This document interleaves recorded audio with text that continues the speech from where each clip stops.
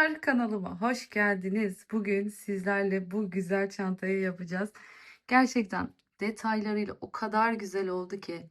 Bakın şöyle sap kısmına ince işlemesi yaptım. Tamamen yani size kalmış. Emin olun sade hali de çok güzeldi. İnciler de çok yakıştı. Çantamızın ağız kısmında da yine aynı şekilde inci işledim. Şöyle gördüğünüz gibi her bir filenin içinde sedef pulumuz var. Çok güzel görünüyorlar. Keşke yansıtabilsem. Yani videoda onu görebilseniz. O kadar güzeller ki. Tabii ki de bu hani tercih size kalmış.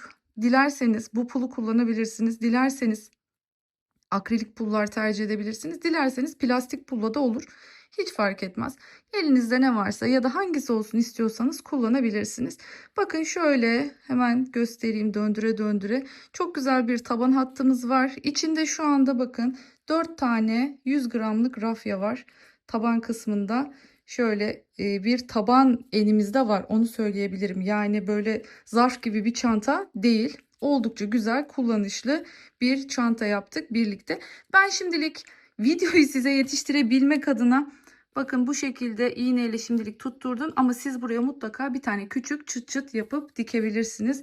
Sonrasında ben de öyle yapacağım. Çanta çok güzel oldu. Boyu, posu çok ideal. Şimdi size hem boyunu hem malzeme bilgisini hepsini vereceğim. İp olarak bir bobin ip gitti. Onu söyleyebilirim. Gördüğünüz gibi normal klasik 39 nolu kese kağıdı rengi normal kağıt ip kullandım. Sizler dilediğiniz gibi başka ipler de tercih edebilirsiniz. Ancak bu dik duruşu ve formu yakalayabilmek adına daha çok böyle yumuşak olmayan normal rafyalar kullanmanızı da tavsiye edebilirim. Tabii ki de makromede olur ama makromede dediğim gibi örnek file şeklinde olduğu için ister istemez mutlaka astar gerekecektir. Bakın bunu astarsız bile kullanabilirsiniz ama eğer ki esnek ipler tercih ederseniz o zaman tam kalıp astar yapmanız gerekecektir. Çantanızın formunu koruyabilmeniz açısından. Hemen gelin isterseniz diğer bilgileriyle devam edelim. Evet bakın burası görüyorsunuz. Pul koymadığımız kısım. Burası bizim tabanımız. Şuradan zaten fark ediyorsunuz bakın şu taban hattını. Şurada bir çiçek oluşmuştu köşelerde hatırlarsanız. Burası bizim taban hattımız. Şöyle taban ortasından itibaren ölçtüm. Bakın buradan burası 22 santim. Burası 22 santim. Şu enimiz 32 santim. Şuradan itibaren yani şu sapımızdan itibaren ise burası 35 santim. Sapımız da 25 santim. E, Gramaj olarak 170 gram kağıt ip kullandım. 200 gram da toplamda pul ve inci kullandım. Şöyle söyleyeyim. İncilerin paketleri 100 gramlık 100 gramlık bu pullardan 2 paket kullandım. 2 paket pul var ve aynı zamanda gördüğünüz gibi şu bu kadar da inci kullandım. Yani 2 paket pulunuz ve inciniz varsa bu güzelliği yapabilirsiniz. Dediğim gibi inciyi yapmak zorunda da değilsiniz. Gerçekten hiç önemli değil. Pul konusunda da söylediğim gibi istediğiniz pulla çalışabilirsiniz. Daha sonra size sayısını yorumlara bırakacağım. Sabitleyeceğim başa kaç tane pul gittiğini de bu şekilde sayıp elinizdeki pullarla ölçebilirsiniz. Bakalım yetecek mi yetmeyecek mi? Ona göre daha rahat bir kıyaslama yapabilirsiniz. Dediğim gibi yorumların başına da onu sabitleyeceğim. Gerçekten çok içime sinen bir çalışma oldu. Umarım siz de beğenmişsinizdir. Hala kanalıma abone olmadıysanız kanalıma abone olup yorumlarınızla beğenilerinizle bana destek olursanız çok mutlu olurum. Hype butonuna da basmayı unutmayın diyorum. Biliyorsunuz abonelikler tamamen ücretsiz. Gönül rahatlığıyla abone olabilirsiniz. Zil butonunu da aktif hale getirirseniz ben video yayınladığımda size bildirim olarak gelecektir diyorum. Haydi hemen sabırsızlanıyorum. Çantamızı örmeye başlayalım. Evet, başlayalım dilerseniz. Şimdi ben bu çantamda bakın bu şekilde kendinden böyle pırıltılı bir makrome ip kullanmıştım. Polyester makrome ip. Şimdi bu sefer başka bir ip kullanacağım ama alternatifleri de size göstereceğim. Şimdi bu ipin evet çok güzel bir dokusu var. O pırıltısı, o sedeflerin pırıltısıyla uyumu vesaire çok şahane, çok güzel. Ancak şöyle bir handikapımız var burada da. Eğer bu şekilde bir ip kullanıyorsanız bakın makrome ipler çok esnektir. Görüyorsunuz. Yani bu ne demek? Çantanızın içine eşyalarınızı koyduğunuz anda bu çanta böyle uzayacak. Yani şöyle bir hale alacak bu çanta. O yüzden bunun önüne geçmek için ne yapmanız lazım? Çantanıza doğru formu verip doğru ölçüsündeyken bu şekilde düzgün bir astarlama yapmanız lazım ki astar biliyorsun sayesinde çantanızın formu bu şekilde sabit ve düzgün kalabilsin. Ben bir tane bu şekilde zaten hali hazırda yapmıştım. Bir tane de bir kağıt iple yapacağım ki farklı versiyonlarını da görmüş olalım istiyorum. Ama alternatif neler olabilir? Bakın normal rafyalarda kullanabilirsiniz bu şekilde. Parlak tarzda Milano rafya tarzında rafyalarda kullanabilirsiniz. Ya da klasik şöyle herhangi bir kağıt ipte tercih edebilirsiniz. Ben bu sefer kağıt iple öreceğim. Bakalım nasıl olacak? Ben de merakla bekliyorum. Evet, başlayalım dilerseniz. Şimdi burada bir püf noktamız var. O da küçük numara tığ kullanıyoruz bu çantada. Bunun sebebi de şu. Çanta tamamen zincir üzerine kurulu olduğu için, yani ön planda olan görünenler zincirlerimiz olduğu için onların düzgün ve düzenli olması bizim için önemli. Birincisi bu, ikincisi de şu şekilde pul kullanacağımız için pulların içine daha rahat bir şekilde girip çıkabilmek adına tığımızı ben 3 milim olarak kullanıyorum. Eğer çok zorlanırsanız öremezseniz o zaman 3.25'te kullanabilirsiniz. Kağıt ip de olsa, rafya da olsa bakın ya da makrome de olsa 3 milimetrelik tığ kullanıyoruz bu çantada. Zincir sayımızı neye göre ayarlayacağız? Çantamızın büyüklüğünü ayarlarken 4'ün katı artı 3 şeklinde ayarlayacağız. Yalnız 4'ün katı derken oraya koyacağımız sayının mutlaka ve mutlaka tek sayı olması gerekiyor örneğimizi kurabilmemiz için. Yani ne demek istiyorum? Mesela işte 4 çarpı 11, 4 çarpı 13, 4 çarpı 15 artık büyüklük neyse yapmak istediğiniz o koyduğunuz sayının tek sayı olması lazım.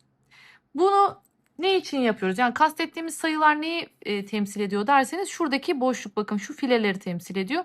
Ve siz bu fileleri şu görmüş olduğunuz filelerin sayısını tek yapmak durumundasınız. Önemli olan kriterimiz bu. Şimdi başlayalım dilerseniz. Ben 13 tane file yapmak istediğim için 13 çarpı 4 kaç oldu? 52 yaptı. Artı 3 55 zincirle başlıyorum. Şöyle tuttum. Bu arada tığınızın da size tavsiyem en kullanmadığınız, en sevmediğiniz tığ olsun. Tabii ki de yine rahat örümlü olsun ama yani çünkü ister istemez yani çok fazla olmuyor ama şu sedefler biraz yapısal olarak şöyle böyle tığınızı çizebilir. Hani şu baş kısımlarını çizebilir buralara her batıp çıktığınızda. Bunun önüne geçmek için tığlarınızın yıpranmaması için pahalı tığlarınızı kullanmayın. Yani örnek veriyorum. Kırmızı tığınız var. Kullanmayın. Yani kırmızı tığ zaten soyulduğu zaman iş görmeyen bir tığ. Gerçekten. Yani bu tığ evet tulipin pahalı bir tığ ama mesela diğer en ucuz tığ var. Mesela örnek olarak göstereyim size. Tulipin en ucuz tığı bu. Şu. Mesela bunun rengi açılsın, soyulsun, kötüleşsin. Bunu hala kullanmaya sorunsuz bir şekilde devam ediyorsunuz ama ne yazık ki eğer bu soyulursa bu çok takılma yapıyor. Yani tığ kaymıyor vesaire ve boyamaya da başlıyor açıkçası açık renk iple çalışırken. Yani özellikle şöyle açık renk ip kullanıyorsanız gri gri de boyamaya başlıyor. Bilginiz olsun. O yüzden bu tığınızı bu tarz örgülerde harcamayın. Yeni tavsiyem bu. Çünkü çizilir, tırtıklanır, e, canınız yanar. En ucuz elinizde ne varsa. Mesela benim hiç kullanmadığım tığlar bunlar. Aslında Schumann'ın tığları çok kaygan, çok güzel. Ama tepe kısmı bana pek ergonomik gelmiyor. Yani tulipe çok alışmışım. Tepesi bana birazcık farklı geliyor. Küçük tığında ama yine sorunsuz çalışabiliyorum. 3 milimetre ile öreceğim. Genel şöyle bir tığ bilgisi de verdikten sonra başlıyoruz. Şimdi bir ilmek çıkarttım bakın. Tutuyorum devam ediyorum. Tekrar bir ilmek çıkarttım ve bunu sıkıştırdım. Bu benim bakın bir zincirim yerine geçmiş oluyor. Zincirlerim ne sıkı ne gevşek ama düzgün.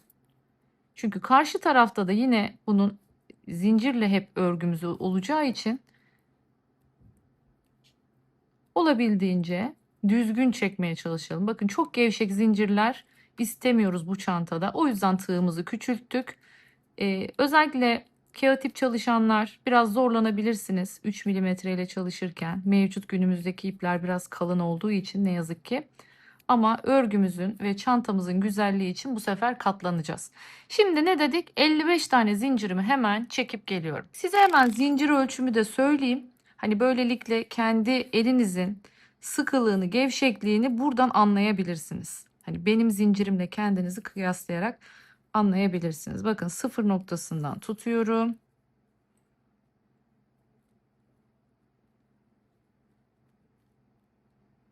Şöyle esnetmeden olduğu gibi tuttuğumda evet 29 santime karşılık gelmiş zincirimin uzunluğu. 29 santim. Şimdi geliyoruz, devam ediyorum. Şimdi buradan sayıyoruz. 1, 2, 3, 4, 5, 6, 7. Bakın buraya 7'ye gireceğim. Ama nereden giriyorum? Şöyle arkadan giriyorum.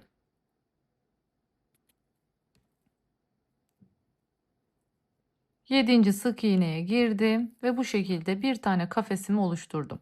Şimdi tekrar 1, 2, 3 zincir çektim. 1, 2, 3 zincir atladım.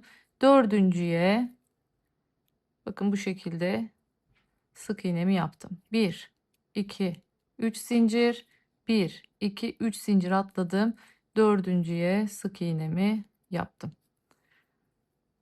1, 2, 3, 1, 2, 3.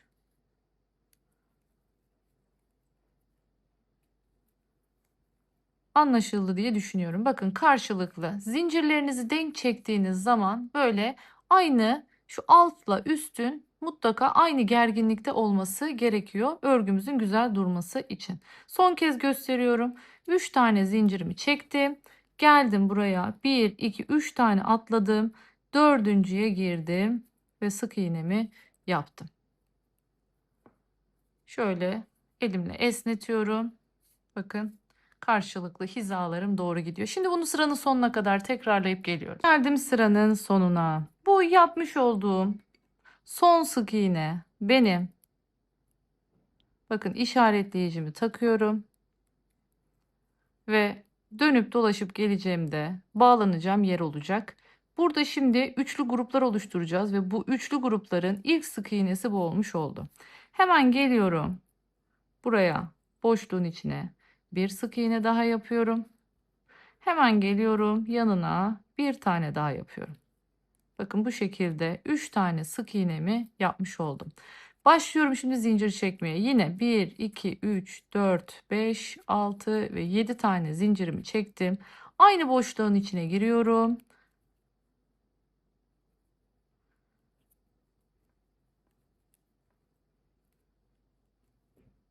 Geliyorum bakın. 2, 3. Tekrar şimdi 1, 2, 3, 4, 5, 6, 7. 7 zincir çektim. Geldim bir sonraki boşluğun içine. Bakın yanındaki boşluğu atladım. Burayı atladım. Diğerinin içine geldim. 2 ve 3. Şimdi tekrar 1, 2, 3, 4, 5, 6, 7. Başlıyorum. 1, 2, 3. 3 tane. 1, 2, 3, 4, 5, 6, 7 zincirimi çektim. Yine bunu atladım. Geldim buraya. Şimdi 3 tane sık iğnemi yapıyorum. Bu şekilde ilerleyeceğiz. Bir file atlıyoruz. Bir fileyi atladığımız noktada bakın şöyle 7 tane zincirimi çekiyorum. Diğer filenin içine 3 tane sık iğnemi yapıyorum. Şimdi bu şekilde sıranın sonuna kadar gelelim. Oradan devam edelim. Evet, şimdi ipte kopukluk varmış. Daha doğrusu düğüm varmış. Düğümü çözdüm. Ek yerin belli olmasın diye. Hemen size de göstermek istiyorum. Bu durumda ipiniz koptuğunda ne yapacaksınız? Hemen şimdi geliyorum. Bakın buraya batmam gerekiyordu. Sık iğne yapmam gerekiyordu. Şimdi buraya sık iğnemi yapacakmış gibi ilmek alıyorum. Bakın bu aşamadayken şimdi artık bununla çekmiyorum. Bu aşamadayken yeni ipime geçiyorum. Bu şekilde. Şimdi artık bu iki ipi arkadan, bakın, sadece bir kere, düğüm yapmıyorum. Sadece bir kere şöyle sıkıştırma mahiyetinde birbirine bağlıyorum. Şimdi bu iki ilmeğin üzerinden öreceğim ve böylelikle onları yok edeceğim. 2 ve 3 tane yaptım, bakın. Şimdi buraya tekrardan 1, 2, 3, 4, 5, 6, 7. Şimdi tekrar aynı boşluğun içine geliyorum. Biraz sıkışık yapmaya çalışıyorum çünkü bundan 3 tane yapacağım buraya.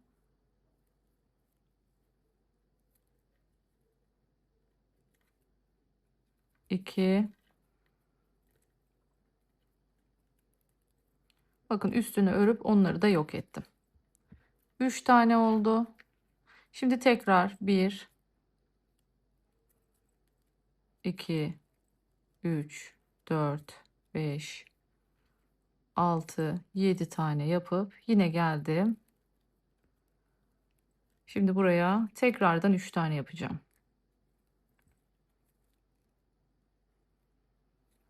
1, 2 ve 3. Evet, bu şekilde şöyle iki kulaklı, bakın, şurayı dönmüş oldum. Tekrardan artık devam ediyorum. 1, 2, 3, 4, 5, 6, 7 tane dedim. Şurayı atladım, geldim buraya. Dikkat ettiyseniz zaten karşılıklı geliyor. 2 ve 3. Gördüğünüz gibi karşılıklı battığımız yerler. Yine 1, 2, 3, 4, 5, 6 ve 7 tane zincirimi çekip yine bunu atlayıp buraya 1, 2 ve 3. Anlaşıldı diye düşünüyorum. Şimdi sıranın sonuna kadar geleceğim ve daha sonra buradan üst sıraya nasıl geçeceğiz onu göstereceğim. Evet, geldik artık, bakın, son kısma.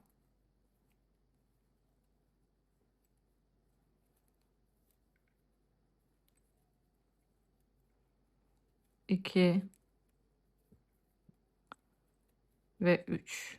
Bakın, 3 taneyi battım. Şimdi 1, 2, 3, 4, 5, 6 ve 7 yapıp yine kulağımız, bakın burası. İşaretleyiciyi taktığım yere ilmek kaydırıyorum ve böylelikle, bakın, tamamlamış oldum turumu. Şimdi yanındaki ilmeğe tekrar ilmek kaydırıyorum. Buraya bir zincir çekiyorum ve aynı yere tekrar batarak bir üst sıraya çıkmış bulunuyorum ve buraya da işaretleyicimi takıyorum. Evet, birinci turumuzu bu şekilde tamamlamış olduk. Şimdi şöyle bir elimizde bunu bir şekillendirelim. Şu an, değil mi, hiçbir şeye benzemiyor. Bakın, bunlar karşılıklı.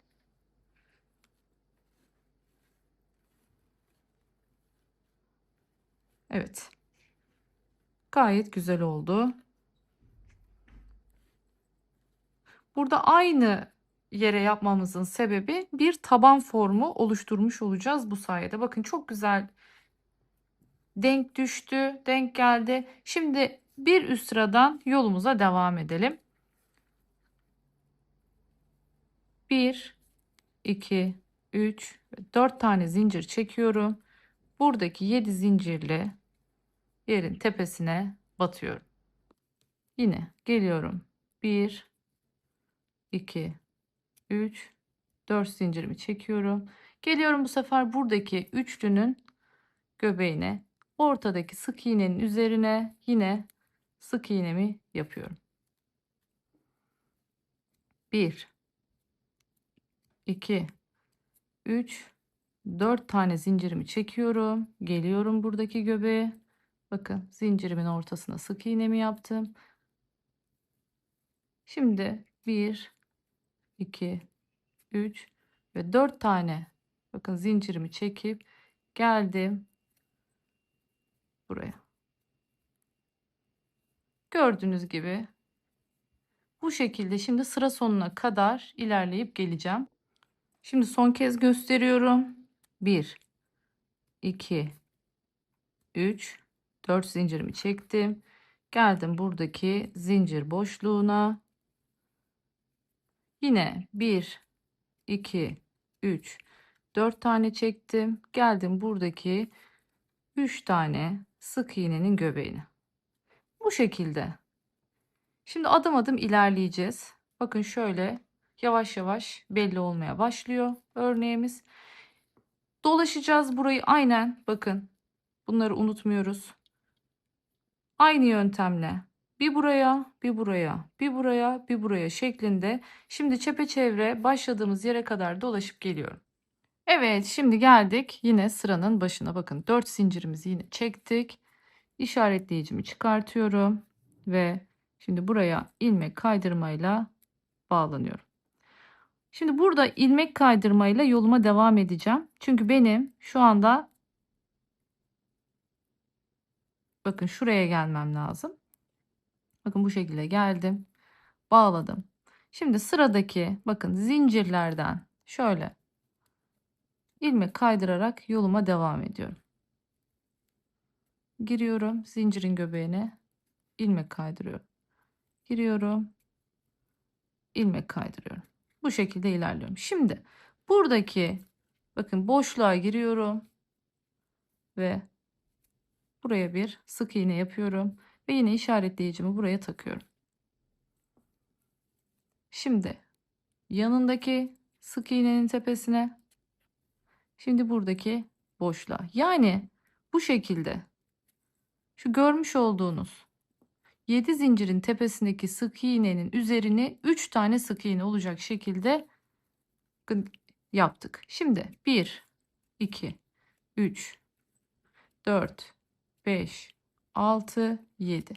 Yine başlangıçtaki gibi 7 zincirimi çektim. Geldim buraya. Yine bu zincirin bakın sonuna bir sık iğne yapıyorum. Buradaki bir sık iğnenin tepesine tekrar bir sık iğne yapıyorum.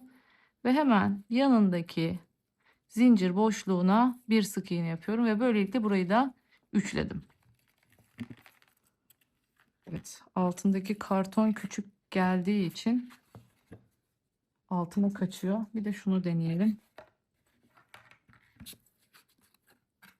Bakın bu şekilde altlarına karton koyarsanız bu ipin araya dolanmasını önleyebilirsiniz. Şimdi tekrardan bakın. 1, 2, 3, 4, 5, 6, 7. Bakın zincirlerimin düzgün olması gerekiyor bu şekilde. Bunun için küçük tığ kullanıyorum. Geldim tekrardan. Bakın buradan geliyorum. Şuradaki bakın çukurlara bakmıyorum hiç. Hep tümseklerdeyim şu anda. Hemen buraya yine 3 tane sık iğnemi yapıyorum. Bir öncesine, bir tepesine, bir sonrasına. Bakın burayı da üçledik. Bu şekilde şimdi böyle ilerleyeceğiz. Döneceğiz, dolaşacağız, geleceğiz ve yine başlangıç noktasına geleceğiz. Bakın batacağımız yerleri gösteriyorum. Şu tepedeki bakın buraya, buraya, buraya. Hep tepelere. Şu görmüş olduğunuz tepelerin tamamına bu işlemi yapıp geleceğiz. Ta ki başladığımız yere bakın buraya gelene kadar. Evet geldik yine sıranın sonuna. Bakın 7 tane zincirimi çektim. İşaretleyicimi çıkartıyorum. Bakın burası ilk sık iğne noktası. Buraya geldim. İlmek kaydırmayla bağlandım. Hemen yanındaki yere de ilmek kaydırıyorum. Ve buraya bir zincir çekip tekrardan aynı yere batıyorum. Ve bir üst sıra için sık iğnemi yapıyorum. Bakın burası. Şimdi tekrardan bu 4 zincir çektiğimiz sıradayız. 2, 3 ve 4. Evet, şimdi 4 zincirimi çektim. Yine aynı şekilde burada 7 zincir çektiğim yerin ortasına bakın. Gördüğünüz gibi sık iğnemi yaptım. Tekrar 1, 2, 3, 4 zincirimi çekiyorum. Geliyorum buradaki 3 tane sık iğnemin ortasına. Yine 1, 2, 3, 4 zincir çekiyorum. Geliyorum buradaki zincirin ortasına. Yani aynı işlemi tekrar ediyoruz. Bakın, bir sırada 4 zincirler çekiyoruz. Bir sırada 7 zincir çekiyoruz. Evet. Anlaşıldı diye düşünüyorum bu kısımda. Şimdi burada şöyle bakın, el ütüsüyle şöyle düzelttiğinizde örnek kendisini zaten belli etmeye başladı. Yukarıya çıktıkça daha net bir şekilde görebileceksiniz. Şimdi bu sırayı da bu yöntemle dolaşıp geliyorum. Yine işaretleyicimin olduğu yerde buluşalım. Evet, geldim yine sıranın sonuna. Bakın, işaretleyiciyi taktığım yere geldim. Yine buraya ilmek kaydırdım. Şimdi aynı şekilde daha önce yaptığımız gibi bakın, buradaki zincirlerin göbeğine batarak ilmek kaydırıyorum.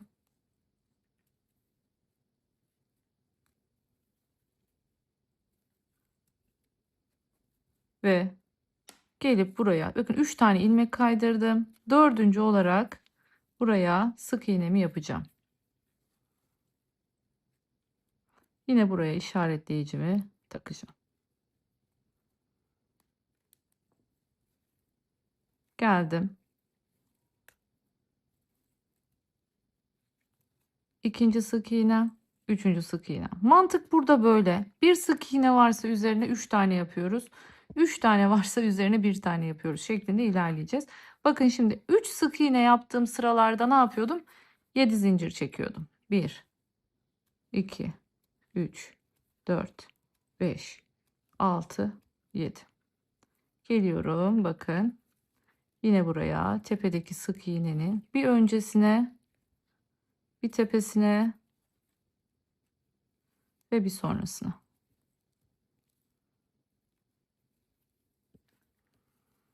Tekrar 1, 2, 3, 4, 5, 6, 7. Geldim yine tepedeki sık iğnenin bir öncesi, bir tepesi, bir de sonrası. Evet. Bakın, örneğimiz kendisini tamamen belli etti. Hemen dönüp dolaşıp geliyorum. Evet, şimdi geldim yine sıranın başına. İşaretleyicimin olduğu yere geliyorum ve ilmek kaydırıyorum.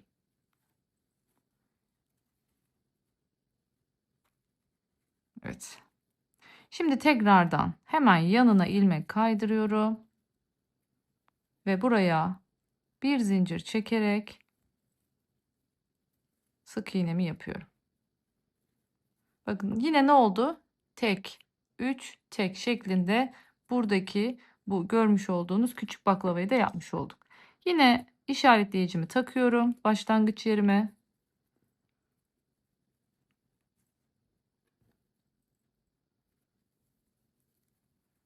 Tekrardan 1, 2, 3 ve 4 tane zincirimi çekip yine bu noktaya sık iğnemi yapıyorum.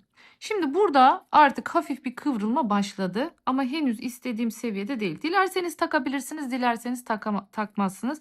Ben bir sonrakinde, yani şuraya, şu kısmı yaparken takacağım. Burada takacağım. Şu an hala bakın, pul takma aşamasına geçmedim. 1, 2, 3, 4 zincirimi çekiyorum. Geliyorum. Kafanız karışmasın, bir hata yapmayın diye bakın, her sırada gösteriyorum. Her sırada. Yani şu pulları takıp yapana kadar her sırada böyle gösterdim ki hiçbir hatanız olmasın diye. Bakın görüyorsunuz, baklavalarımızı bu şekilde yerleştiriyoruz. Şimdi yine aynı mantıkla 4 tane zincir buraya, 4 tane zincir çekip buraya bata bata şimdi işaretleyiciyi taktığım yere kadar dolaşıp geliyorum. Evet, sıranın sonuna yine geldim. Bakın aynı şekilde yine ilmek kaydırmayla buraya bağlan. Buradan sonra artık ne yapmamız gerekiyor? Yine şuraya geçeceğiz. Bakın burayı da tamamladık. Her bir bakın noktada, altında, üstünde, çaprazında, şimdi yine burada da olacak. Hep şu tek, 3 tek şeklinde sık iğne dizisini tamamlamamız gerekiyor. Şimdi bunu burada bitirdiğimize göre şu üst kısımda yapacağız. O zaman bunun için ne yapıyoruz? Yine ilmek kaydırmayla ilerleyeceğim.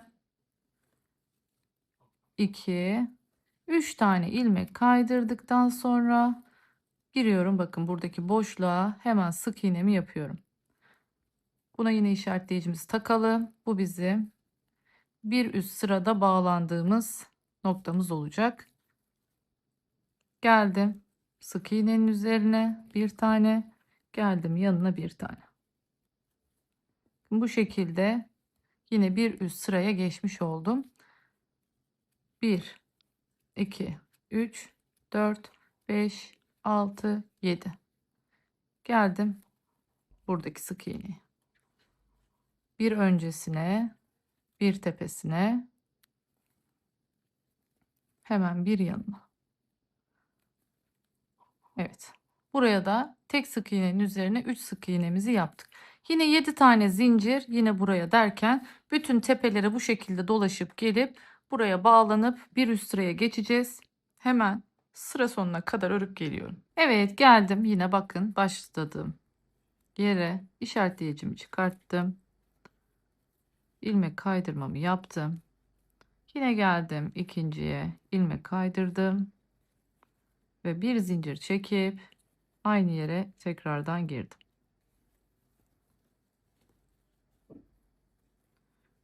Artık pullarımızı burada takmaya başlayabiliriz.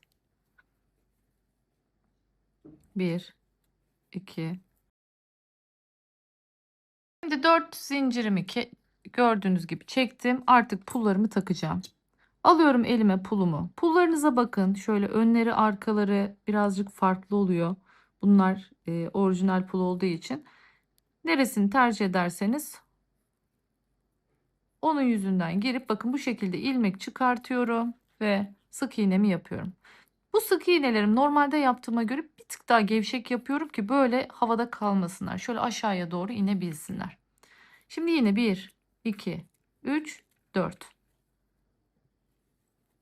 Girdim yine o üçlünün göbeğine. Buraya takmıyoruz. 1 2 3 4. Alıyorum hemen pulumu elime. Bakın arkalarında şöyle alanlar var. Bunları arkaya getirmeye çalışın. Şöyle takıyorum. Uzattım biraz ki dediğim gibi aşağıya doğru meyil edebilsin. Yine 1 2 3 4 geldim. Bakın burada yok. Şimdi 1 2 3 4. Bakın aldım pulumu, girdim içine. Buradan içinden bir ilmek çıkarttım ve gördüğünüz gibi yani hem pulumuzu takıyoruz hem de örmeye devam ediyoruz. Bu çok büyük bir kolaylık bizim için. Çünkü ekstradan dikmek gerçekten çok el oyalayıcı bir şey. İnsanı yoruyor. Ben mesela açıkçası sonradan yapınca çok üşeniyorum. Özellikle mesela şu incileri bile dikmek fazladan bir zaman gibi geliyor bana. O yüzden bir taraftan yapıp bir taraftan takmak daha çok kolayıma geliyor. Şimdi aynı yöntemle buralara birer tane pullarını takıp geliyorum ve daha sonra şu işaretleyicimi çıkartmışım, bakın şu ek yerim. Şimdi buraya kadar örüp geleceğim. Dikkat ettiyseniz ek yerimiz yavaş yavaş böyle kayıyor. Bu tarafa doğru kayıyor ama merak etmeyin. Zaten belli etmiyor kendisini. zincirli bir örnek olduğu için herhangi bir şekilde ek yeriniz kötü bir görüntüye kavuşmuyor. O yüzden rahat olabilirsiniz. Hemen pullarımı takıp geliyorum. Evet, geldim yine, bakın işaretleyicimi taktığım yere. Şimdi buraya ilmek kaydırıyoruz.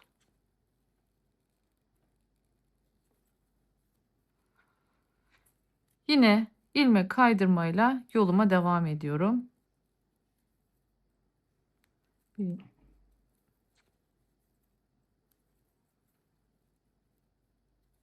şekilde bu tarafa doğru geçiyorum. Şimdi şöyle baktım. Sanki 3 tane biraz az geliyor. O yüzden 4 tane yapmaya karar verdim. İlmek kaydırmayı. Sonra dibine yine sık iğnemi yaptım. Ve burası dönüp dolaşıp bağlanacağım nokta. Tekrar bir tane sık iğnenin üzerine, bir tane de diğer tarafına. Bu şekilde tamamladık. Şimdi 1, 2, 3, 4, 5, 6 ve 7. 7 tane zincirimi çektim. Yine bir öncesi, yine sık iğnenin tepesi ve yine bir sonrası. Bu şekilde yoluma devam ediyorum. 5, 6 ve 7.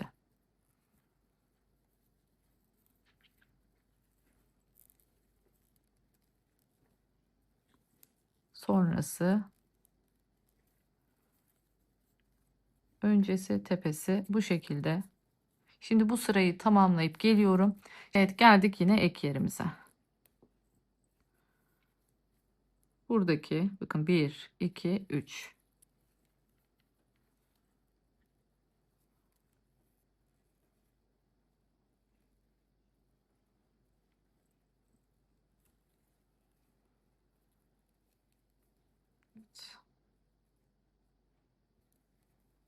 Buraya ilmek kaydırmamızı yaptık. Hemen yanına tekrar ilmek kaydırma, bir zincir, aynı yere tekrardan giriyorum ve böylelikle bakın buradaki tamamlanmış oldu. Sık iğne, 3 sık iğne, 1 sık iğne şeklinde burayı tamamlamış olduk. Şimdi 1, 2, 3 ve 4 zincir çekiyorum. Tabi bu arada buradaki sık iğnenin tepesine yine işaretleyicimi takıyorum. Bittiğim noktayı görebilmek adına.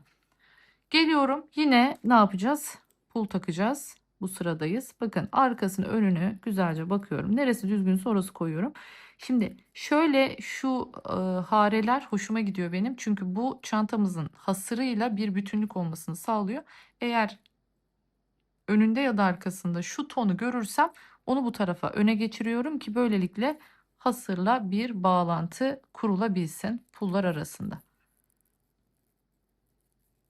Bakın yine aynı şekilde. Şu dörtlüleri yaparken pulları takıyoruz. Yine 1, 2, 3, 4. Geldim. Üçlünün ortasına battım. Şimdi 1, 2, 3, 4 zincir çektim. Geldim buraya, ne yapacağım? Pul takacağım. Bakın kastettiğim ama şu değil. Şu çok hoş gözükmüyor. Bunu arkaya alıyorum.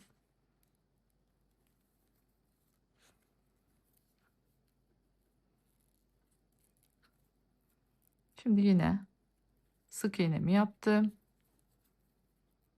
1, 2, 3 ve 4. Anlaşıldı diye düşünüyorum. Buradan sonra artık işlemimiz tekrar edecek. Yani hep şu aşamadayken bakın şeylerimizi atacağız. Atmalarımızın ikinci sırasındayken bu şekilde pullarımızı takacağız. Bu tamamen aslında size kalmış. Eğer bunu her yaptığımız bu dikdörtgen demeyelim artık ona, baklava dilimine bir tane pul koyacaksanız bakın bu şekilde çok daha güzel olacaktır. Ama pulum benim çok az Meltem Hanım derseniz o zaman ne yapabilirsiniz? Bu ikisini taktınız, bir sıra ara verirsiniz, sonra tekrar 2 tane böyle aralara serpiştirebilirsiniz bunları. Yani 2 tane yaptınız, bir ara verdiniz, 2 tane tekrardan böyle aralıklı takabilirsiniz. Ben şimdi bunları her bir aralığa takacağım. Yani her aralıkta bunlardan olacak. O yüzden şu 7'lere battığımız bu 4 zincir çektiğimiz her aşamada bir pul takımı gerçekleştirmiş olacağız. Bakın buraya kadar her aşamasını tek tek detaylı bir şekilde gösterdim. Bence iyice anlaşıldı diye düşünüyorum örnek. Bu anlamda şimdi bunun ütüsünü daha sonra tersinden yapacağız. Yüzünden ütüleyemiyoruz. Tersinden güzelce açtıracağız ve ütülerini yaptığımızda kalıp gibi olacak. Bakın şu baklavaları tam bir şekilde açtırıp arkasından ütüsünü basabileceğiz. Pullar buna engel olmayacak, merak etmeyin. Dediğim gibi ama bunları her aralığa takıp ya da aralıklı yapmak size kalmış. Şimdi şunu bir örnek olarak göstereyim. Bakın burada 2 tane taktım, bir tane boşluk bıraktım, görüyorsunuz. Sonra 2 tane taktım, bir tane boşluk bıraktım. Yani bu şekilde pullarımı yetirmeye çalıştım. Ben artık bundan sonra yukarıya doğru her sırada koyarak ilerleyeceğim. Nereye kadar? İstediğim yüksekliğe gelene kadar. Yani bu çantamızın istediğim yüksekliğine ulaştığımda artık kesmeye başlayacağım. Onu da söyleyeceğim. Biliyorsunuz en boy ben birazcık böyle gözüyle çalışan bir insanım. Gözüm nerede? Evet oldu derse orada bırakacağım. Bakın istediğim yüksekliğe geldim. Gördüğünüz gibi ben her sırada koydum. Yani her baklava diliminin ortasına koydum. Şimdi bunların bir genel ölçüsünü vereyim size. Bakın ütüsü yapılmadı tabii ki de. Ütü yapıldığında şunlar birazcık daha böyle açılacak. Daha güzel olacak şu baklava dilimleri ütüler yapıldığı zaman. Hemen ölçelim. Bir kaç santim olmuş bakalım. 22 yani 21,5-22 santim civarı diyebiliriz. Şöyle yukarıya doğru şu baklavayı sayacak olursak 1, 2, 3, 4, 5 baklava. Şu baklavayı sayacak olursak bunu yarım baklava. Tam baklavada yine bakın 1, 2, 3, 4, 5 baklava. Şimdi artık iki tarafı ayıracağız. Bunun için öncelikle ne yapıyoruz? O kısmı göstereceğim şimdi size. Öncelikle yan ortalarımızı buluyoruz. Bakın şöyle orta kısmını ayarlıyoruz. Zaten burada belli. Bunun şu kenardaki yukarıya doğru çıkan hattı bulabiliyorsunuz. Şöyle güzelce dengeledim ve yan kenarlarını buldum. Bakın bunlara işaretleyicilerimi taktım. Tam şu yan taraftaki pulun takıldığı sık iğne bakın benim yan noktam. Burada da aynı şekilde belirledim. Ortada da bakın 1, 2, 3, 4, 5, 6, 7 tane pulum kalmış oluyor. Yine 3 tane bırakıyorum. 3 tane bırakıyorum ortadaki. Ya da bunu böyle şöyle karşılıklı yaparak da bu orta noktaları yine bulabilirsiniz. Bu şekilde bir de ön ve arka ortayı bakın buldum. Görüyorsunuz. Şimdi buradan itibaren artık ne yapmaya başlayacağız? Yukarıya doğru bir kavis vermeye başlayacağız. Yani kesme işlemine geçeceğiz. Ama bu kesmeyi yaparken işte ne yapacağım, nerede, kaç tane yapacağım? Bunu öncesinde bir tarafını kendim yapacağım. Çünkü iki tarafı da aynı yapıyoruz zaten. Şu orta noktadan başlayacağız. Bu tarafı bir yapayım, geleyim. Bu oradan sonra bu tarafını da diğer tarafını da birlikte yapalım aynı şekilde. Hiçbir fark yok. İki tarafta da aynı işlemi uygulayacağız zaten. Evet bakın bir tarafını bitirdim. Çok da güzel oldu. Görüyorsunuz. Çok güzel bir şöyle bir V oluşturduk. Şimdi aynısını bu tarafa doğru da oluşturacağız. Ben bir tarafını bu şekildeyken bırakıyorum. Burada bırakacağım. Şimdi bu tarafı sıfırdan başlayacağım tekrardan. Daha sonra sapı ördüğümüzde sapı geleceğim ve burada ekleyeceğim. Yani ortada eklemeyeceğim. Burada ekleyeceğim. O yüzden ipimi şimdi burada kesiyorum. Artık buradan sonra bakın ilmek kaydırmayla ikisinin ağzını birleştirdim. Buradan sonrasını ilerleyeceğiz birlikte. Şimdi geliyorum buraya.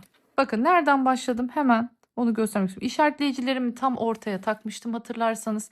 Buradan başladım buraya kadar. Git gel git gel ördük. Şimdi aynı şekilde ne yapıyorum? Diğer tarafı başlayacağım. O yüzden bu tarafına çeviriyorum. Ve yine işaretleyicimin takılı olduğu nokta burası bakın. Buradan başlamıştım. Görüyorsunuz. Yine aynı bu noktadan başlayacağım. Tam şuradan başlıyorum.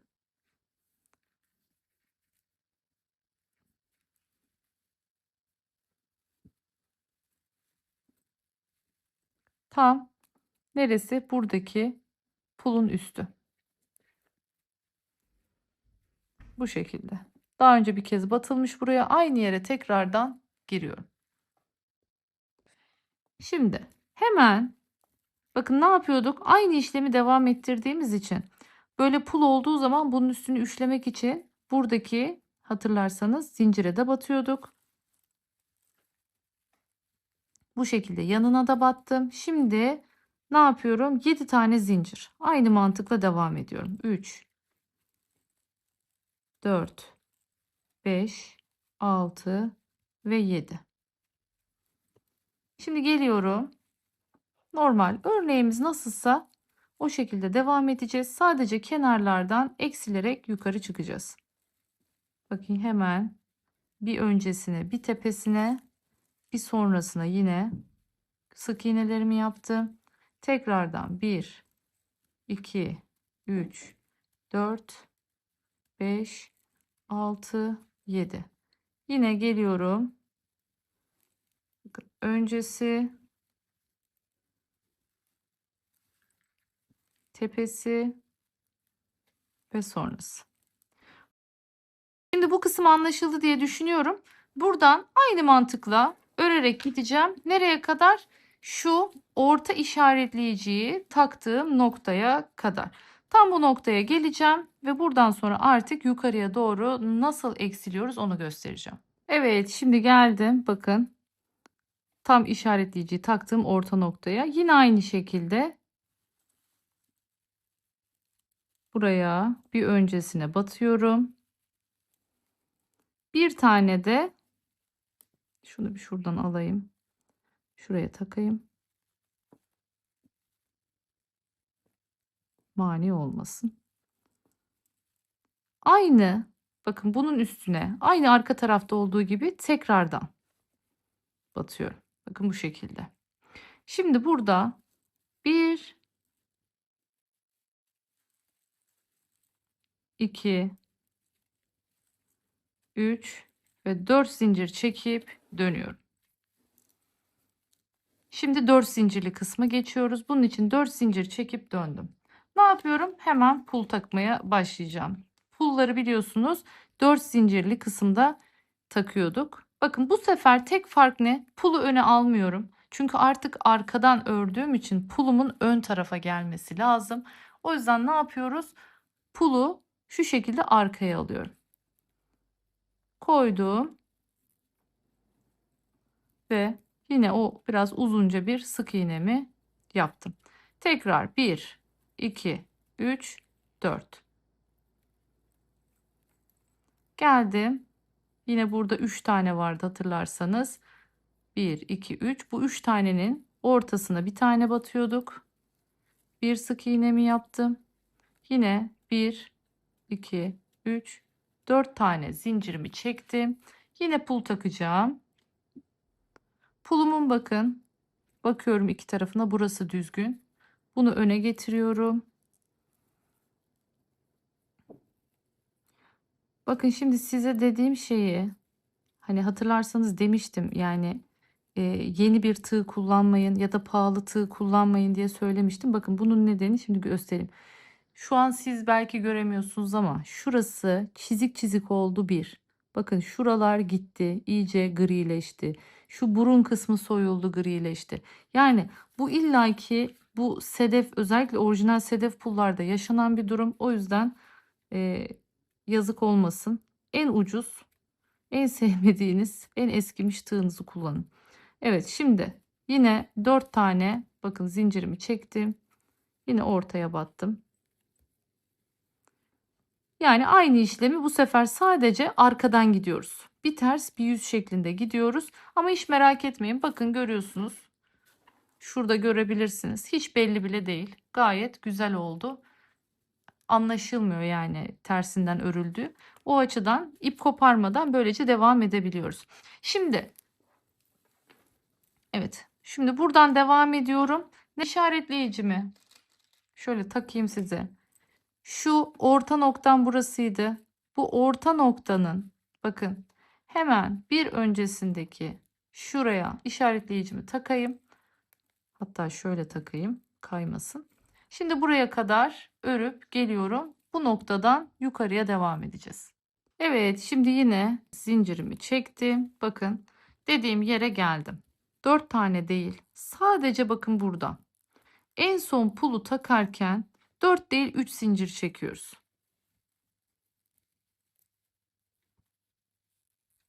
Evet, bu şekilde. Şimdi bir zincir çekiyorum ve dönüyorum. Bakın burası benim son noktam. Buraya değil. Şimdi zincir çekeceğim, oraya takacağım işaretleyicimi. Şimdi tekrardan nereye geldik? 7 zincirli kısma geldik. Bir zinciri çekmiştim. 2, 3, 4, 5, 6 ve 7. 7 zincirimi çektim. Bakın geliyorum hemen bir sonraki pulun bir yanına, bakın bir tepesine, öncesi tepesi sonrası dedik yine. Bakın aynı mantıkla devam edeceğiz. Yine geliyorum bu 7 tane taktığım yerin bakın ortasına hemen bu şekilde ne yapıyorum? İşaretleyicimi takıyorum. Bu yöntemle ne yapacağız? Şimdi yine sıranın sonuna kadar geleceğiz. Yani burada aynı. Pul da takmıyoruz zaten biliyorsunuz zincir çektiğimiz zaman. 7 tane yine yaptım. Bakın pulun bir öncesi, bir tepesi, bir sonrası. Yine 7 zincir. Gördüğünüz gibi birbirini tekrarlayan işlemler halinde gideceğiz. Ama yine de olabildiğince göstermeye çalışacağım. Yine buraya geliyoruz. Nereye geliyoruz? Bakın bu sefer burada da şu kademeyi devam ettirdiğimiz için en son şu pulun tepesine geliyoruz. Bu şekilde. Şu pulun tepesine kadar zincirlerimi çekip geliyorum. Evet, yine geldim. Bakın işaretleyiciyi taktığım noktaya. Şu bakın yukarı doğru çapraza gideceğiz ya. Şimdi artık son noktamız sarı işaretleyiciyi taktığım yer. Hemen bunu çıkartıyorum. Ne yapıyorduk? Bir öncesine batıyoruz. Sonra bir tepesi. Sonrasına batmıyoruz artık. Şimdi burada tekrardan 1, 2, 3 ve 4. Dönüyoruz tekrar arkaya. Şimdi pul takacağız. 4 zincir çekince pul takıyoruz.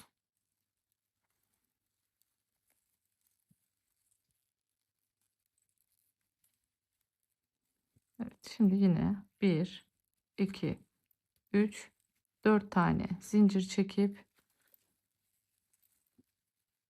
buraya geliyorum. Şimdi bakın aynı ve devam ediyoruz. Demek ki burası benim dönüp dolaşıp geldiğimde son batacak olduğum nokta. Bakın şu V'yi devam ettiriyoruz. Buraya işaretleyicimi taktım. Yine 1, 2, 3, 4. Şimdi bakıyorum ne tarafı daha düzgün. Çok sevemedim o pulu. Şöyle şunu aldım.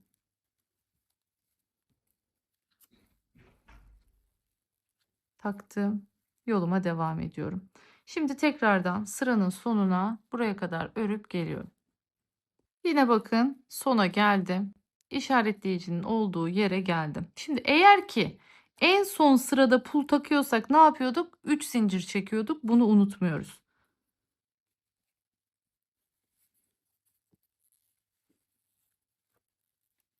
Evet. Bakın bu şekilde yine pulumu taktım. 1, 2, 3, 4, 5, 6 ve 7. Dönüyorum.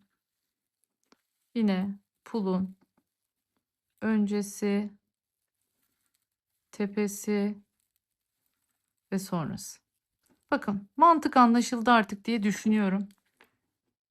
Yine bunun orta noktasına takıyorum. Bakın aynı eğimi devam ettirip gelip buraya pulumuzu takacağız. Şöyle. Ne zamana kadar? Bakın aynı sırada 1, 2, 3 pulu taktığımız noktada tekrardan buluşacağız. Buradan devam edeceğiz. Yani 3 tane pul kaldığında artık burayı kapatacağız ve normal sapımızı örmeye başlayacağız. Evet, şimdi bakın 3 tane kaldı. Kenarda görüyorsunuz. Bir bu kenar, bir bu kenar, bir tane orta. Şimdi bunu artık ağız kısmını düzeltip sap detayına geçeceğiz. Şimdi burada bir tane en son sık iğne ile birleştirdikten sonra bir zincir çekip dönüyorum. Sonrasında tekrardan aynı sık iğnenin içine bir sık iğne yapıyorum. Sonra bir tane yanındakine yapıyorum ve 1, 2, 3, 4 zincir çekip aynı şekilde bakın. Yine buradaki tepenin bir öncesi, bir tane tepesi,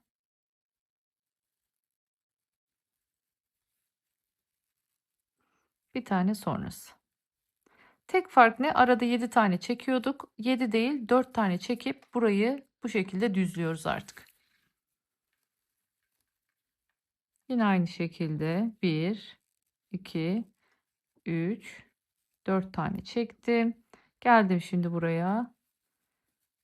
Bir öncesine, bir tepesine yaptım. Şimdi dönüyorum. Bakın iki ucunu artık birleştiriyorum ve bu noktada buraya ilmek kaydırıyorum. Bakın bu şekilde. Şimdi bir zincir çekiyorum ve buraya yanındakinden itibaren sık iğnelerimi yapmaya başlıyorum. Burası birazcık döne döne zorlayacak. Burada dilerseniz sapı ayrıyetten örüp sonrasında dikme olarak birleştirebilirsiniz. Ama ben bu şekilde dümdüz gideceğim. Şimdi burada artık 4 tane yaptığım yere bakın 3 tane giriyorum.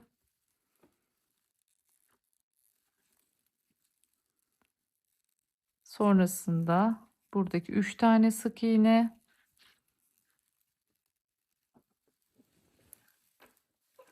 dönüyorum. Yine buradaki zincir boşluğuna 3 tane sık iğne. Yani 4 sık iğne olan yere 3 tane batarak küçültmüş oluyoruz biraz. Sonrasında bakın geliyorum buraya. Buradaki sık iğne, bir, yanındaki 2 ve dönüyorum. Artık buradan yoluma devam ediyorum. Bakın hemen spiral bir şekilde ilerleyeceğim.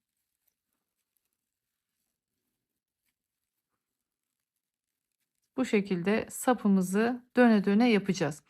Şimdi döne döne sık iğne yapacağım ama hemen tığımı değiştireceğim. Artık tulip tığıma kavuşmak istiyorum. Yani gerçekten o kadar beni zorladı ki alıştığım tığın dışında bir marka ile çalışmak gerçekten zormuş. Bakın şöyle. Şimdi her bir sık iğneye yine bir sık iğne olacak şekilde yoluma devam edeceğim. Döne döne gideceğiz. Yaptığımız hiçbir farklı eylem yok. Bakın bu şekilde.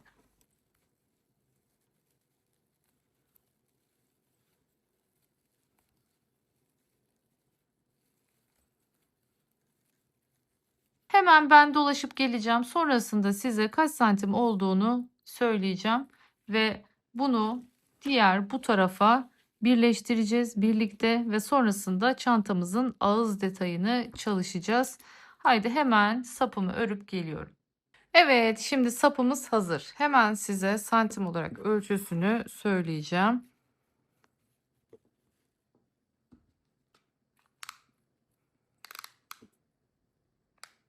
Şuradan tuttuğumda Evet, 25 santimlik bir sap ördük. Burada önemli olan nokta şu. Bunu nasıl yassı hale getirdim? Bakın, şu görmüş olduğunuz ikisinin bakın birleştiği şu başladığı şu nokta bunun tam alt orta noktasına gelmesi lazım. Sonrasında da şöyle hizalıyorum. Bu ilk başta biraz böyle burkulmuş bir şekilde olur ama elinizle böyle düzelterek aynı bakın sık iğne hizasını bu şekilde sağlıyoruz ve tam alt ortada yine ilmeğimizi bitiriyoruz. Şimdi bu şekildeyken en kolayı dikmek. Yani örerek de yapabilirsiniz bunu ama en kolayı dikmek. O yüzden şöyle bir miktar. Bu arada bir bobin bakın yetiyor. Hatta biraz artıyor da. Onu da belirtmiş olayım. Yani 200 gram ip rahat rahat yetmiş oldu bize. Şimdi artık birlikte sap ile çantamızı birleştireceğiz.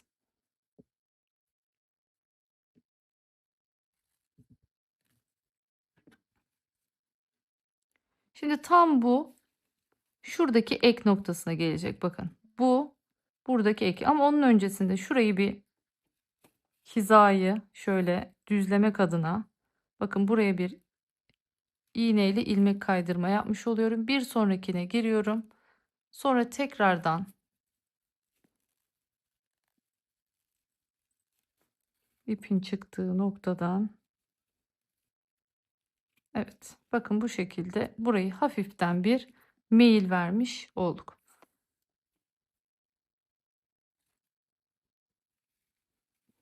Şimdi tekrardan şöyle tam bu noktada orta noktada burayla birleşeceğim. Bakın tam buradaki orta boşluktan girdim.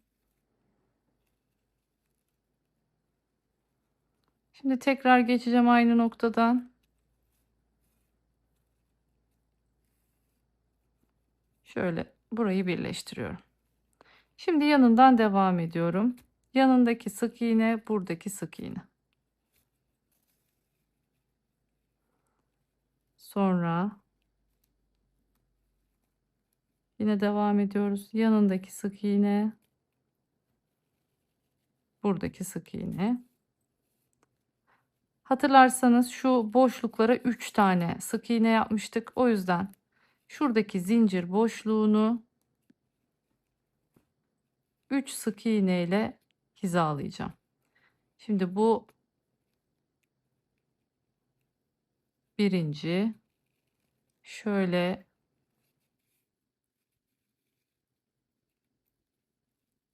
ikinci, devam ediyorum.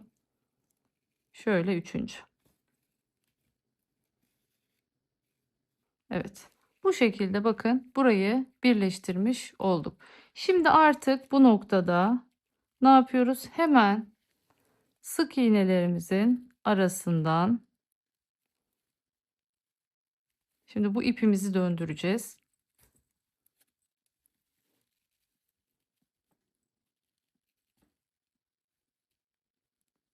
Burada dikkat edin. En önemli şey dediğim gibi sapımızın buruk olmaması. Tam düzgün bir şekilde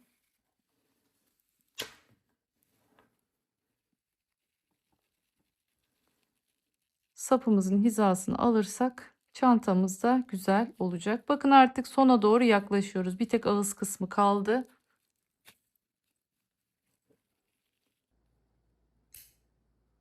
İpimizi kesebiliriz.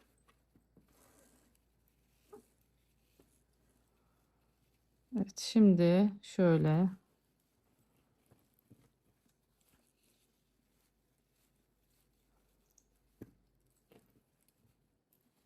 bakın son derece güzel oldu.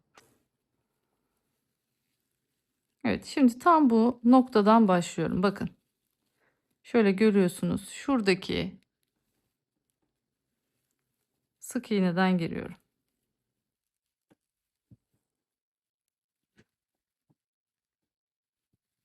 Ve buraya bir şöyle sıkıştırıyorum.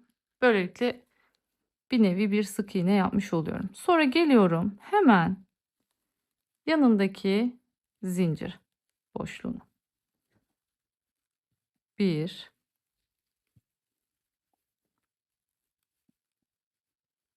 2 ve 3 tane sık iğne yapıyorum bu araya. Hemen şuradaki sık iğne hizasına yapıyorum bir tane. Geliyorum, devam ediyorum. Yandaki boşluğa yine 1 2 ve 3. Yine bakın 3 tane yaptık. Geliyorum. Şimdi bir tane sık iğne hizasına tekrardan ve yine aynı zincir boşluğuna 1 2 ve 3. Tekrar sık iğnenin hizasına bir tane. Şimdi buradaki amacımız şu. Bakın şöyle hemen göstermek istiyorum. Buradaki bu dolaşırken şuradaki boşluklara 3 tane battığımızda şöyle ağız kısmında ister istemez böyle güzel bir toparlanma yaşayacağız. Şu anda bakın şöyle görüyorsunuz. Bu sık iğne ile bu şekilde dolaşacağız. Sonra bir turda ilmek kaydırma dolaşıp ağız hattını istediğimiz güzel forma getireceğiz. Şimdi burası anlaşıldı diye düşünüyorum. Şu orta noktaya kadar hemen hızlıca artık örüyorum. Evet, şimdi geldik bakın buraya. Şimdi buradaki sık iğne için bir tane. Yine bakın burada da bir aynısından var. Buradaki sık iğne için bir tane. Şimdi hemen yanında zincir boşluğumuz var. 1 2 3 tane. Şöyle sık iğnenin içinden giriyorum ki orada bir delik oluşmasın. Yine 1 2 ve 3. Aynı şekilde tekrardan bakın göbeğinden şöyle girdim. Devam ediyorum. 1 2 ve 3 dedim. Şimdi yine tam buraya bir tane daha yaptım. Bakın şöyle gayet güzel bir form kazandı ağız kısmımız. Evet, geldik şimdi. Zincir boşluğuna 3 tane yaptım. Yine bakın buradaki tam şu pulun göbeğine buraya battıktan sonra şimdi diğer karşı tarafa geçeceğim doğrudan. Yine aynı şekilde bakın burada da yine karşımda pul var. Şu pulun göbeğinden ya da pulun şu üstündeki sık iğneden girelim burada. Çünkü bu tarafımızda çiftli zincir var. Bakın şuradan girdim. Şimdi doğrudan zincir boşluğuna 3 tane. Pullara yine değme yapıyor. O yüzden değiştireceğim. Hemen burada ne yapıyorduk? Sık iğnenin olduğu yere. Şimdi tekrar zincir boşluğuna.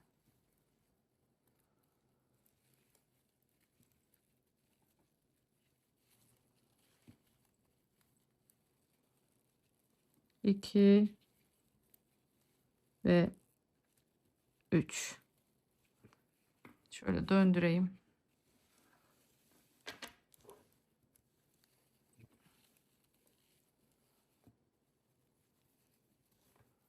Şimdi tekrardan buradaki sık iğnenin boşluğuna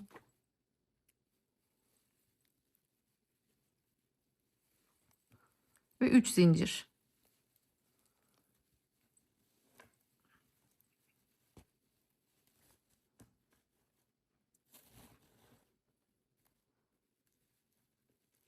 Bir tane sık iğne. Şimdi 1 2 3 sık iğne araya. Bir tane sık iğne hizasına 3 tane zincir boşluğuna. Anlaşıldı diye düşünüyorum. Bakın diğer tarafın birebir aynısını yapıyoruz. Yine ortaya geldiğimizde aynı şeyleri yapıp buraya kadar geleceğiz. Ve burada karşıya geçip ilmek kaydırmayla tekrardan devam edeceğiz. Şimdi dilerseniz oraya kadar geleyim. İlmek kaydırma aşamasına geçelim. Evet, artık sonuna kadar geldim. Şimdi buradan şöyle geçiyorum bu tarafa. İlmek kaydırmayla yoluma devam edeceğim. Hemen buradaki bakın ilk sık iğnemin tepesine geliyorum ve ilmek kaydırıyorum. Yanındakinden devam edeceğim şimdi. Daha düzgün bir ağız hattı olsun. Hem de güzelce bir toparlansın diye bu şekilde ilmek kaydırma yapıyoruz. Bakın görüyorsunuz. Hemen giriyorum. Bir ilmek çıkartıyorum. İçinden geçiriyorum. Giriyorum. İlmek çıkartıyorum. İçinden geçiriyorum. Bu şekilde. Bakın daha da güzel toparlanmış oluyor bu sayede çantamızın ağız kısmı. Hemen dilerseniz komple bu şekilde dolaşıp geleyim. Ondan sonra artık ipimizi kopartalım ve çantamızı finale hazırlayalım. Evet, şimdi geldik ağız kısmına. Bakın küçük inci detayları ekledim. Şimdi onları nasıl yaptığımı diğer tarafında göstereceğim. Şöyle bitti. Bakın ipimi kestim ve şimdi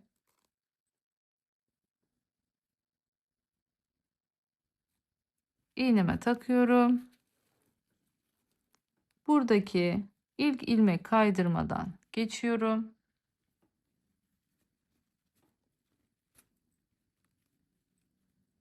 Ve sonrasında yine buradaki ilmek kaydırmanın göbeğinden giriyorum. Bakın. Ve bu şekilde ağız kısmını bitirmiş olduk. Şimdi bu ipimi daha rahat gizleyebilmek adına tekrardan şöyle öne alıyorum.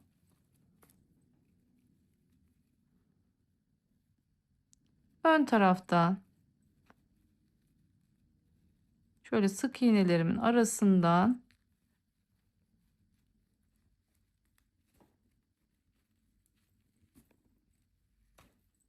ipimi gizliyorum ve kağıt ip olduğu için çok fazla ilerlememe gerek yok ama sizin eğer daha kaygan bir ipiniz varsa biraz daha ilerletebilirsiniz.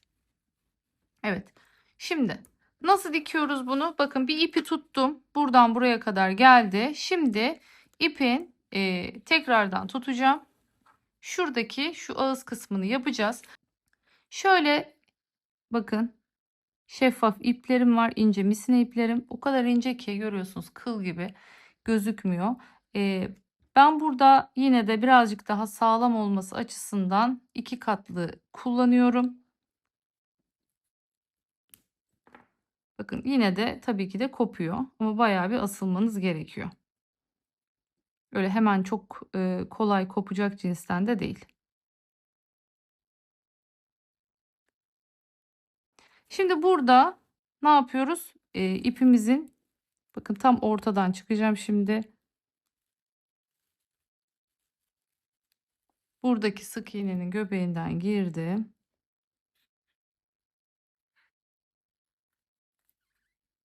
Evet, bu ipi bırakıyorum burada. Onun içinden geçireceğim biraz sonra düğümleyebilmek adına. Hemen incimi alıyorum.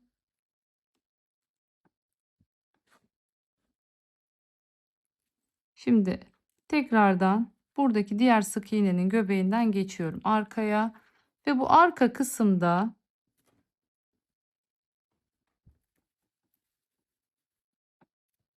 ipin düğümlü olan ucu var biliyorsunuz. Bunun arasından geçiriyorum. Böylelikle güzelce bunu buraya kilitlemiş oluyorum. Şimdi tekrar şöyle öne geliyorum. Önde bakın bir elimle şu ipi geriyorum. Çünkü boşta kaldığı zaman pullarıma dolanıyor. Onun önüne geçmek için elimle gerdiriyorum. Evet. Bu şekilde sık iğnelerin arasından gittim ve tam şu pulun hizasına geldim.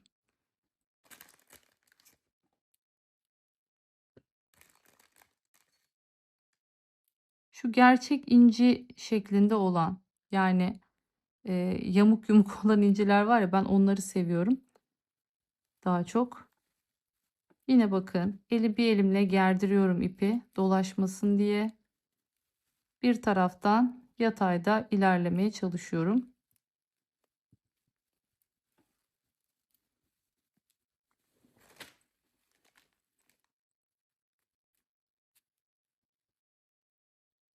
Evet. Şöyle kontrol ediyorum düzgün denk geldi mi diye.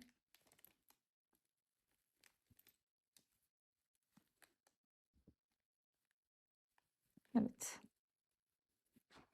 Anlaşıldı diye düşünüyorum burası.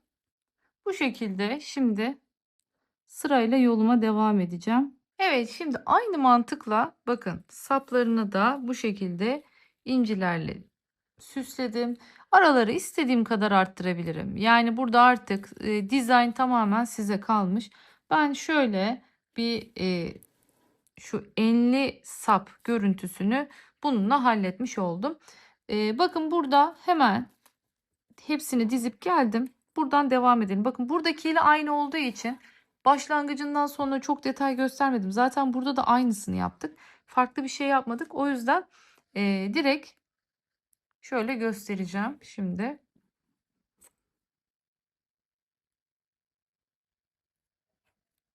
Son iki taneyi beraber yapalım.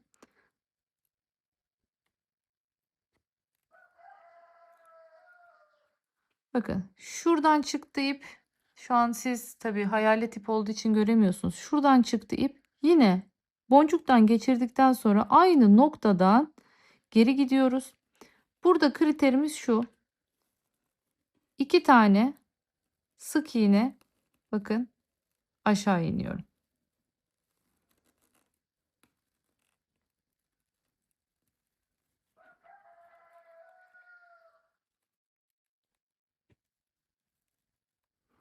Şimdi bakalım.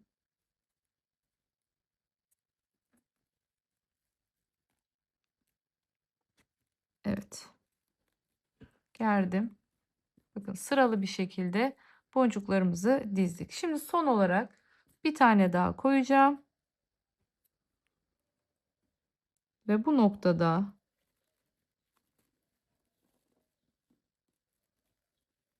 artık bitireceğiz.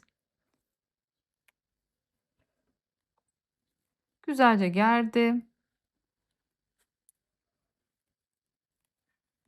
Bu boncuğun etrafından şöyle bir geçiyorum. Güzelce bir sıkıştırıyorum bunu. Sonrasında şuradaki ilmeğin içinden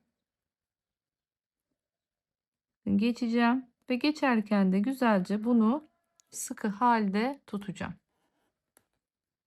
Evet. Şimdi tekrardan ilmeğin içinden geçiyorum. Normal herhangi bir şekilde dikiş diker gibi düşünebilirsiniz. Sonrasında ilmeklerimin içinden devam edeceğim. İpi orada bırakmıyoruz. Mutlaka ve mutlaka dibinden böyle koparmadan bir dolaşacağız.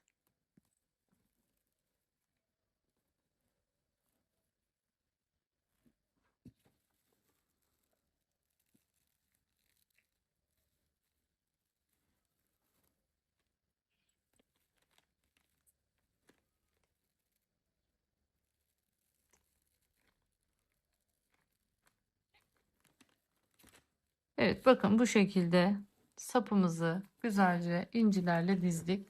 Aynısı ağız kısmında da var. Alt kısmına yapmıyoruz. Oraya elimiz geleceği için sadece üst kısmına yaptım. Dediğim gibi tercih meselesi, hiç yapmayıp doğrudan siz bakın normal pullu olarak da bırakabilirsiniz. Kesinlikle olmak zorunda değil. Sade hali de çok da güzel oluyor. Hani onu söylemiş olayım. Buraya yine çıt çıt dikebilirsiniz isterseniz. Ama dikecekseniz mutlaka küçük böyle çok büyük bir parça yapmayın. Küçük tam şu orta noktaya mıknatıslı bir çıt çıt takabilirsiniz. Bu çantanızın daha rahat durmasını sağlayacaktır. Haydi şimdi ben artık son detaylarımı bitireyim. Daha sonra finalde görüşelim. Ve finaldeyiz. Bakar mısınız güzelliğine? Çok güzel oldu. Şöyle ağız detayı, inciler böyle çok sade ama çok şık bir hava kattı. Sıklığını ayarlayabilirsiniz. Ben bu şekilde tercih ettim. Daha sık ya da daha az yapmak sizin elinizde. Şöyle bakın, hiç boşumuz yok. Tüm filelerin içinde gördüğünüz gibi sedef boncuklarımız, yani pullarımız var. Taban kısmına bakın, burayı boş bırakmıştım ya. Bunu boş bırakmamın sebebi bu kısmın taban kısmı olmasıydı. Şu kısım tabanı temsil ediyor. Siz dilerseniz eğer ki mesela buralara da koyabilirsiniz. Ben bu yüzden koymadım. Yani burası tabana geldiği için koymadım. Bakın içinde görüyorsunuz şu anda 4 tane rafya var. Taban kısmı, yani taban hattı oldukça kullanışlı genişlikte diyebilirim.